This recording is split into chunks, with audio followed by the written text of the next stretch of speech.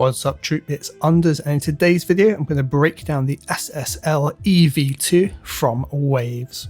If you would like a discount on even the launch pricing of this plugin, check out the link in the description below. No deal. I'm Jaws on the beat, I got a flow that kills. Do my thing with a few G's, Lauren Hill. Okay, so let's break down the GUI of this guy, and as usual we're going to go from left to right and just explain what each thing does and how we can utilize it. So something completely new in this SSL emulation, up in the top left hand corner we've got line inputs and mic inputs, absolutely reminiscent of the CLA SSL channel Waves have done as well, giving us two different harmonic distortion and kind of profiles options to work with. Pushing the line gives a different kind of harmonic distortion to pushing the mic channel, and we can even abuse and blend the two together like so. We just need to give ourselves a little bit of minus gain. For example, let's take it down minus 6 dB to give ourselves a bit of headroom, and then we can just bring the mic input in to blend the two together. Love is cold out in winter, frozen to the core, thoughts of you, this to linger. Bring my love back, I really want that in a heartbeat, but there's no going back. The line back. The blended mic in as well. Frozen to the core, thoughts of you, this to linger. Bring my love back, or just very blatantly have one over the other. In a heartbeat, but there's no going back. Heart is on my sleeve, love is cold out in winter, frozen to the to linger. Bring my love back, I really want that in a heartbeat, but there's no going back. Then we've got our analog switch just up here, which is our THD, our total harmonic distortion, essentially engaging the analog side of the emulation here. If we switch analog off, we've still got a fantastic digital EQ, compressor, gate, etc. modeled in that whole SSL system, just without the analog components and the harmonic distortion. We've got a minus 20 dB switch, which just allows us to bring our channel down and give ourselves some extra headroom to work with compression and EQ. Really great when you're working with samples and generally in the digital domain if needed. Phase inversion, really great if we're mixing drum channels. Perhaps we've got a snare wire mix against the snare top mix, and they're just ever so slightly out. Just a quick phase switch in there instead of having to line everything up. Always useful to have. Okay, we've got this Dyne 2. If you're not familiar with SSLs, this could be kind of confusing. All it really does is bypass. It's obviously bypassing the dynamics section. Switching it on has it in its normal orientation, which is pre-equalization, and then having it channel out means we're actually going to go to the EQ and then have the dynamics after the EQ. The answer to the age-old, do you compress first or EQ first? Well, you do whichever works best, and the fact that classic SSLs had this as an option just kind of nulls that argument. So our compressor main controls here, we've just got the one compressor. We haven't got anything like in the CLA where we can switch it to the Bluey, for example. We've just got the standard SSL compressor in here, which is fantastic and utilized many times. Simply dial up our ratio, choose our threshold, and I've got our release time, and we've got the fast attack if needed here as well. Heart is on my sleeve, love is cold out in winter, frozen to the core, thoughts of you, this to linger. Got our dynamics readout here. You can see we're in around the minus 6 dB with that. Heart is on my sleeve, love is cold out in winter, frozen to the core. Almost always get this question, but it's auto gain. You don't have to add gain with an SSL. Depending on how much you compress, it's auto compensated. Below is our gate. It's either active or inactive, however we need it to be. Threshold determines how easy it is to pass through. I really want that in a heartbeat, but there's no going back. Heart is on my sleeve, love is cold out in winter.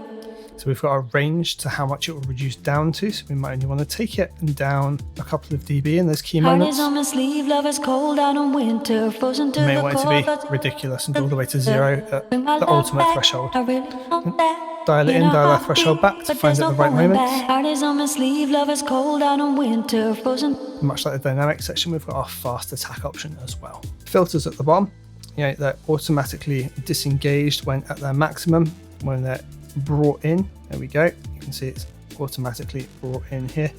Just bring it all the way back down, out. So the little icon just lets us know it is engaged. So we could filter below 20 Hertz here if we so needed, bring it all the way up to 360. Heart is on my sleeve, love is cold out in winter, frozen to the core, thoughts of you, this a linger. Really smooth, Bring nice my roll love off. back, I really want that in a heartbeat, but and same for the high cut frequency as well, although it does go from left to right, which can be misleading. That's the same process, and the further right we push it, the lower down in frequency it's going. So it actually starts here at 20k, look, and then goes down to around 3000. Heart is on my sleeve, love is cold out in winter, frozen to the core, thoughts of you, this a linger. What split does, split rearranges this so it will go before the dynamics processing.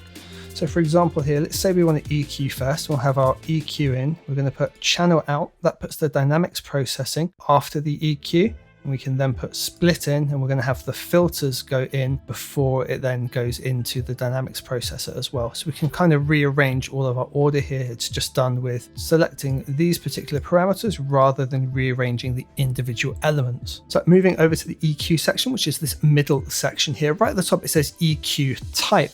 All this actually really changes is the low frequency EQ. We've got the brown or black low EQ band. Now the brown essentially has a it was renowned as sort of the gritty EQ. It goes back further in time.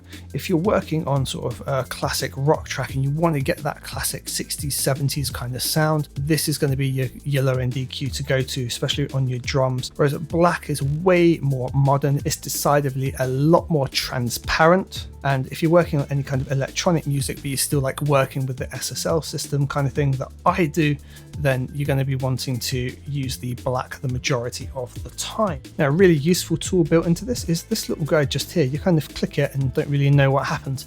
What this does is it isolates the EQ band that you're currently working on, so you can really focus on what you're listening to. So if we have this switched on and we move the frequency, for example, of our upper mid band here, it isolates that band for us so we can listen to what we're really focusing in on.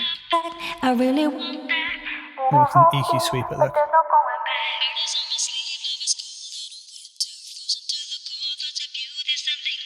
We can find the bit that we really like, get it nice and wide, and then give it our boost. But there's no going back. Heart is on my sleeve, love is switch it off, so have it adjustable without it in context like that. Nice and useful little tool. The bell here at the top and the bottom very simply turns these shelf EQs into bell EQs. We unfortunately don't have a Q parameter as we would, we just have a standard bell, but we have the option to just switch it on and function like a bell.